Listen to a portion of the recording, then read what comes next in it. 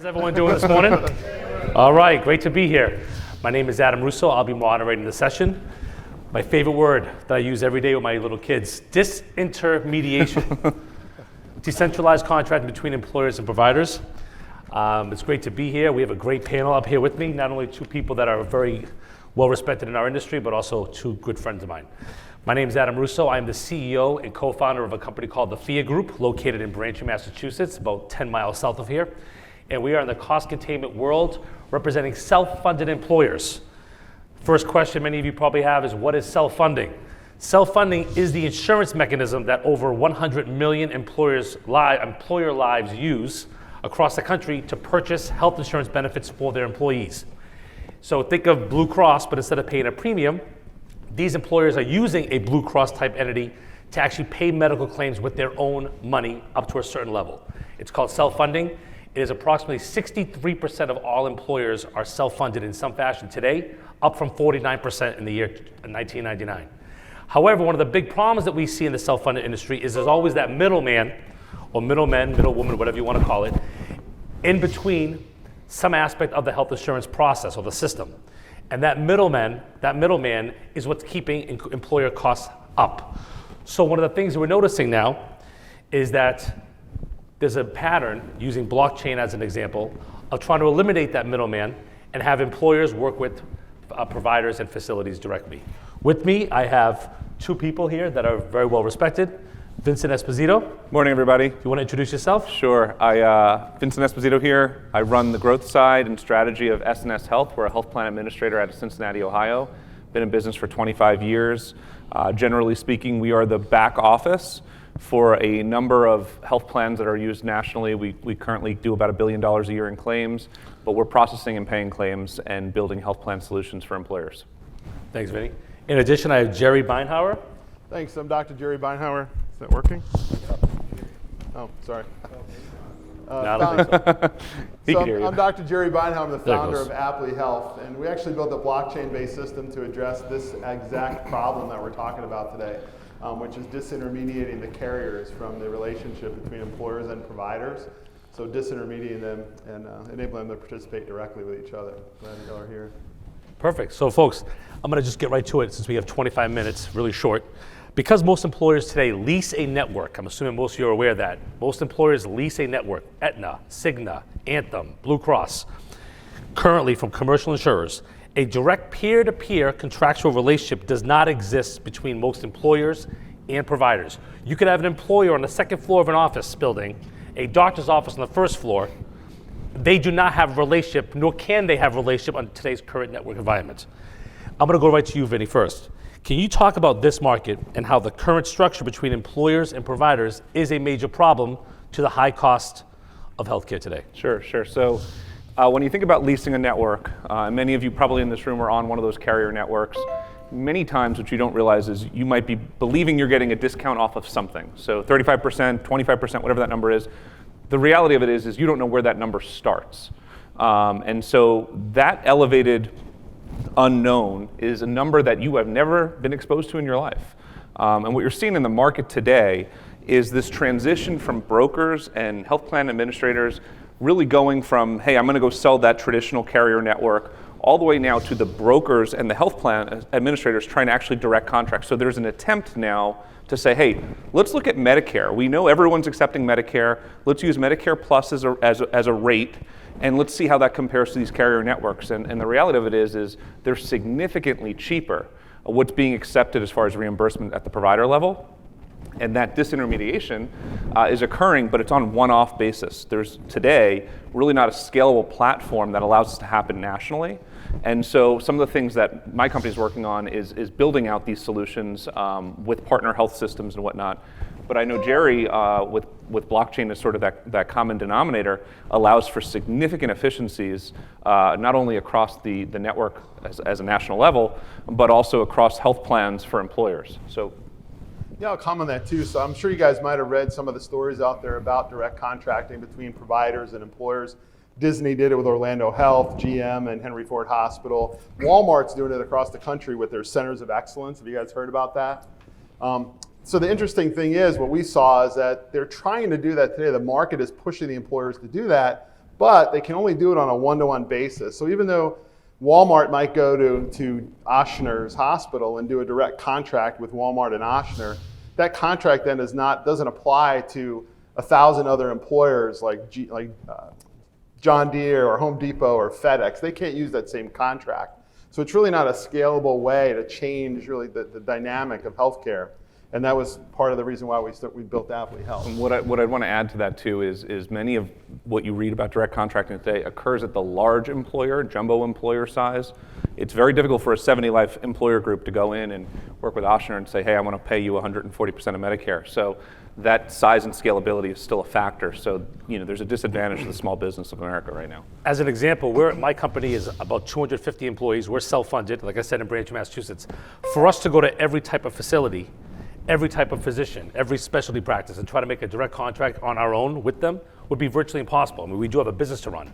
And let's say, all right, well, don't you use your health insurance broker for something like that? Well, our health insurance brokers, if anybody here is a broker or is in that world, would know the way brokers are paid typically is a commission from the large insurance carriers. They're paid a commission to not actually reduce the overall cost of care or improve quality metrics. Their commission is based on premium. Therefore, as insurance rates continue to go up, they make more money. So they're disincentivized to actually help employers reduce the cost of care. You would think it'd be the opposite, but that's the current process we have today.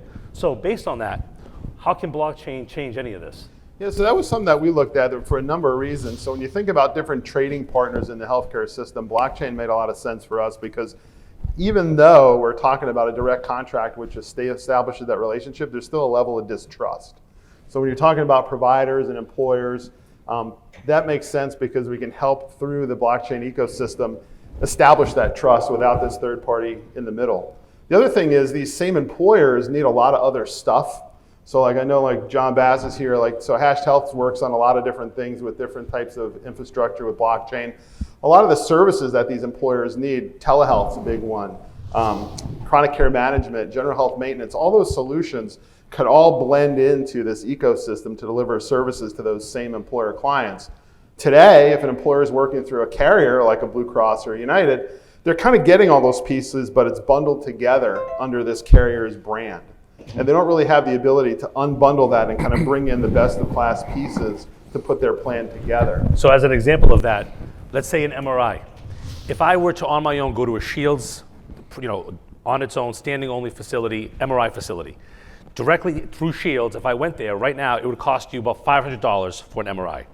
If instead I decided to go to my doctor through the Blue Cross network at, let's just say, Beth Israel or any of these other prestigious hospitals here in Boston, and I were to go for an MRI based on my primary care physician, that same exact MRI is $5,000. I'm not sure if anybody here is aware of that, but when you get a 30% discount off the $5,000 MRI, you're better off paying 100% of the $500 MRI. The only difference is you as an employee have no incentive, no reason to know that you could be getting a $500 MRI, same exact machine as the $5,000. But that is where this would make a big difference. I think, though, the time has come, though, where we've moved to a point where I guess the last, call it 10 years or so, we've been promoting this consumer-driven healthcare, which is really just a higher deductible. And so the responsibility is becoming more and more on the member to start to learn this stuff. And by driving more and more tools and technology into the marketplace, it will equip everyone at making better decisions over time. Right now, we're not there as an industry, obviously, because what Adam just said, I'm sure most people didn't even know that sort of differential exists. But I think we're starting to see that tipping point in the marketplace for not only employers, but also the members are starting to say, hey, what can I do differently to save money? Maybe I should be using telehealth, for instance, at $40, or maybe it's in a capitated model or direct primary, et cetera. So I think that the cost paradigm is shifting where more people are getting engaged in this topic as a problem. And what people don't realize is too often, for example, a nebulizer for asthma.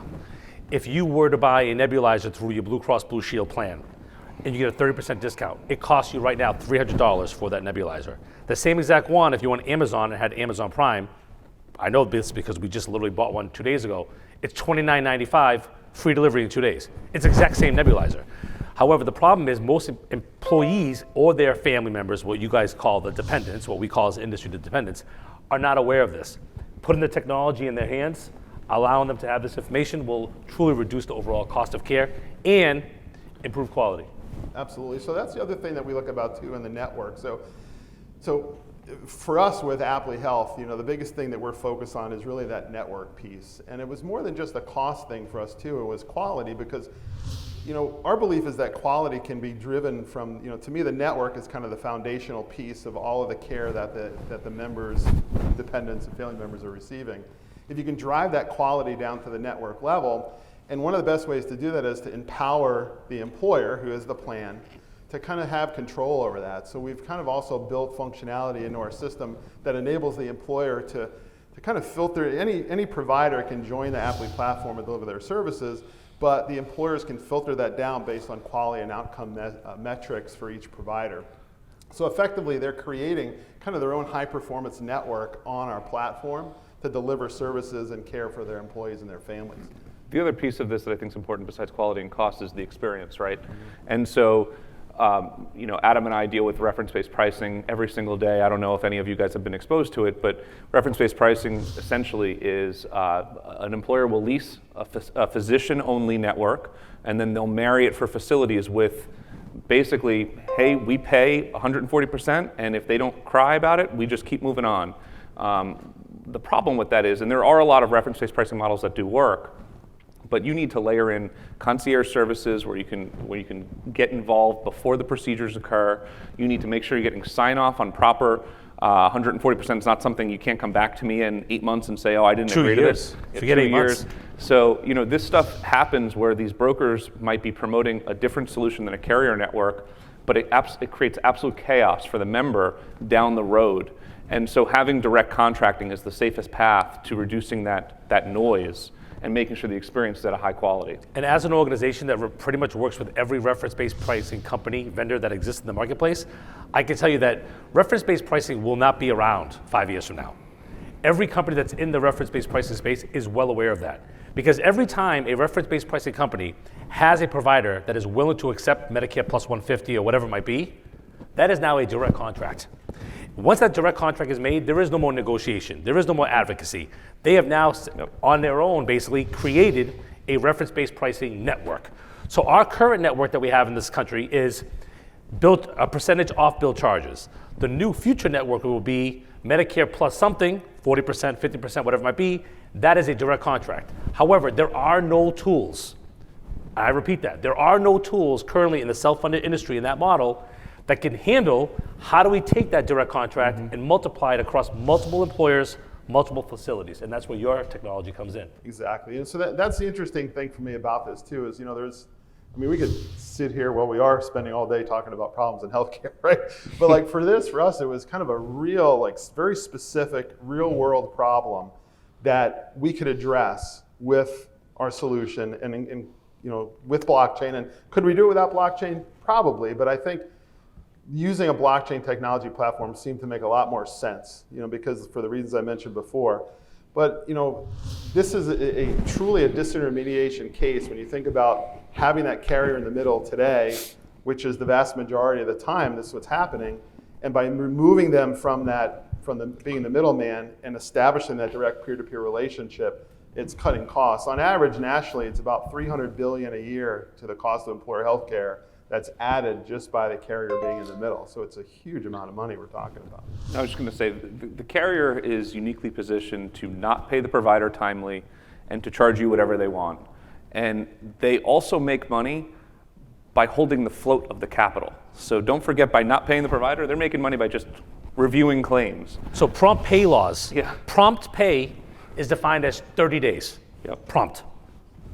That's amazing. They have 30 days still under the new existing laws to do whatever they want with that money. Of dollars. So I'm also a doctor, and I have a hospital. Does anyone know how any physicians or medical practice, how long does it take you guys to get paid from a commercial carrier? Huh? Pretty fast. Pretty fast? See, a lot of times I've seen, 30, 45. Right, that's the current laws. Clean claims, especially. Average hospitals reimburse in 67 days, and the average hospital runs on 69 days cash. So let me give you let me give you an example of how blockchain could change everything. So, and everyone here has been in this situation or knows about the situation, has a family member. You need a hip replacement surgery. Okay? Someone my uncle, he has both hips replaced. The guy's like 60. It's amazing. Very expensive man. Bottom line is, here's the bottom line. How does it happen now? He goes to his physician, who refers him to a doctor. He has no idea what that physician is going to cost. He has no idea of the quality of the surgeon that's going to be performing the surgery. None. All he knows, just like all of you, is that somebody told him to go to that guy or that woman. That's it. Under blockchain, here's the difference.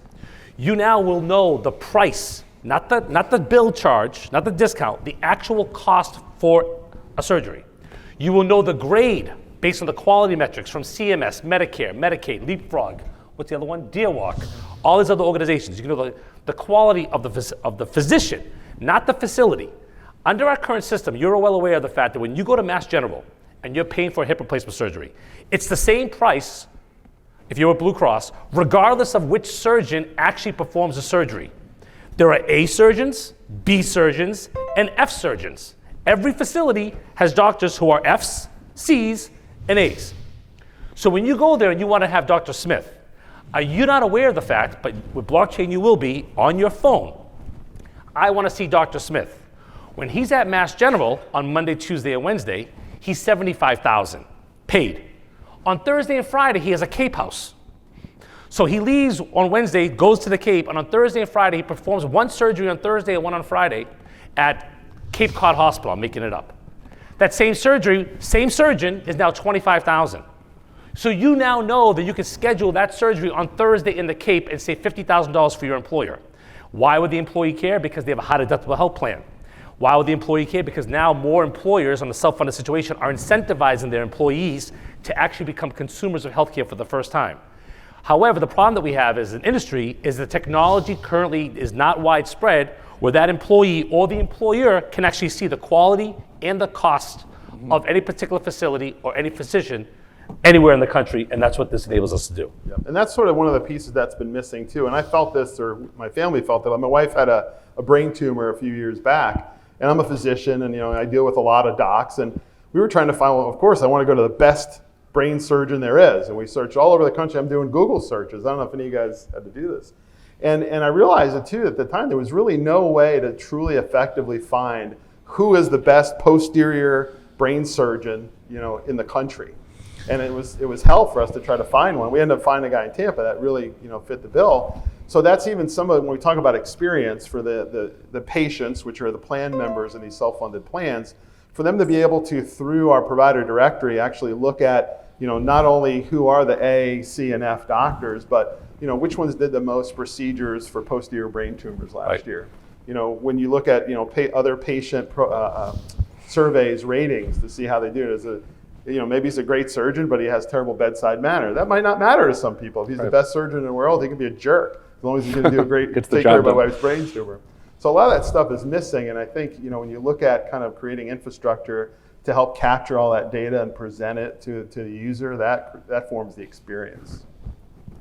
Yeah, no, I completely agree. I think the reason why the status quo continues to stay the way it is because you as consumers, even the employers, have no idea that they can't relate the expense of healthcare with any other normal expense that they have. So if you're a CFO at any employer, you just assume that your health insurance expenditures will go up by 5, 6, 7% every year. That's what you assume.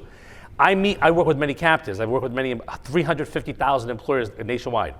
Employers feel that they're helpless when it comes to doing anything about their healthcare expense. With this type of technology and work with companies like what Vinny does and what like Jerry does, you can actually reduce your healthcare expenditure by 20% within 2 years and add better benefits to your employees. Let me give you an example. Does anybody here have a child under the age of 10? Anybody? Okay, there's a couple of us, right? I got 4 under the age of 6. That's why I'm here. I love telling people that. You realize that right now you have more information when you Google searched the television you wanted to buy for your living room, reviews, pricing, commentary, anything you want to know about the manufacturer, anything about the big screen TV you have in your living room, you have more information on that on your fingertip on Amazon than you do about the pediatrician that right now is taking care of your child. That's just reality. And the reason it's that way, and no one's made a big deal about it, is because it's always been that way in the HMO model and the commercial carrier model. They want you to assume that every provider and every facility in that book, the preferred provider organizations, is already vetted, they're the best.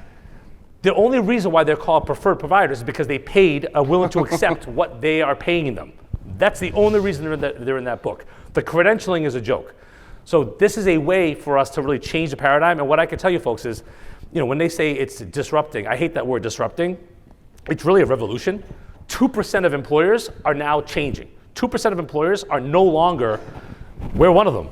What we pay for healthcare, I'm gonna tell you so you can understand.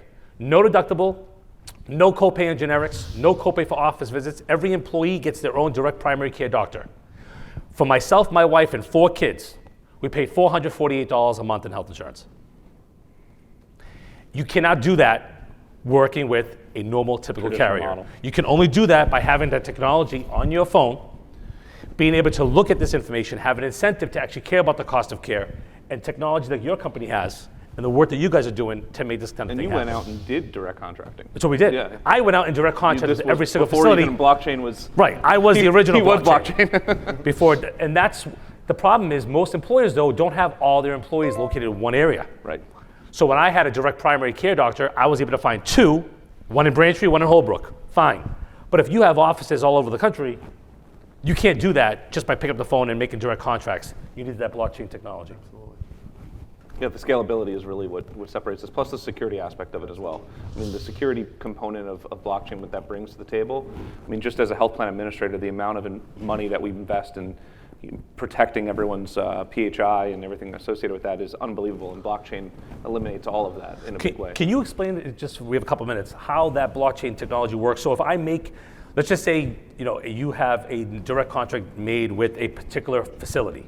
How does that affect and help other employers, other self-funded employers have access to that? What does this technology do? Yeah, so at the basic level, everybody here knows about blockchain, I presume. So one of the things to start off kind of the foundational thing is we realize too that in healthcare it's kind of tough because of the rules under HIPAA, PHI protection and all that. First of all, it needed to be a system that was designed primarily between trading partners that are in the healthcare space. So with HIPAA and business associate agreements, even if I took your data, if I'm a covered entity like your doctor, and I have information, claims, or information related to you that's PHI, even if I encrypt that then and that exists on a server, a node on a blockchain network, I'm still responsible for that. And theoretically, I would need to enter into a business associate agreement if this was an open system like what Bitcoin uses. That would be a problem. So it is more of a trading partner network. But being able to have that as a distributed ecosystem where trading partners can host nodes, can participate in the ecosystem, it kind of creates this system so that everyone can benefit from what we're creating. For us, I kind of view it as like the railroad tracks that we've created with the blockchain system. And our train on that track for us is a direct contracting piece. But all the other services that can be delivered to those same employers people can put their train on that track as well. So that's what we built into that, the pieces that are kind of the foundational framework, like identity verification, the security piece. In the last business I was in, we were involved in kind of with some of the topics that were brought up as far as data aggregation, interoperability, and the problem I believe that the healthcare data is going to stay at rest. We're going to use just APIs. Our system we designed to be able to support kind of a API library or a master patient index to help so that anyone can actually grant access to their information through that library and that index on the fly to any of those other trains that might need it. So I think, in general, there's added security, interoperability can play into that, and then also the transparency, like you're talking about, based on within this ecosystem and trading partners to be able to know and immutably store the information so they can be looked up. Make sure that there's no impropriety between those partners. I mean, one of the things, I don't know if many of you realize, but the opportunity within the healthcare space from a technology standpoint is immense. Literally, we're still in the 1980s when it comes to healthcare and health insurance. Let me give you an example in the 30 seconds we have left. Most hospitals that we negotiate with require us, because of PHI and HIPAA, to use the fax machine. We have to fax documents to the hospital. You can't even email them.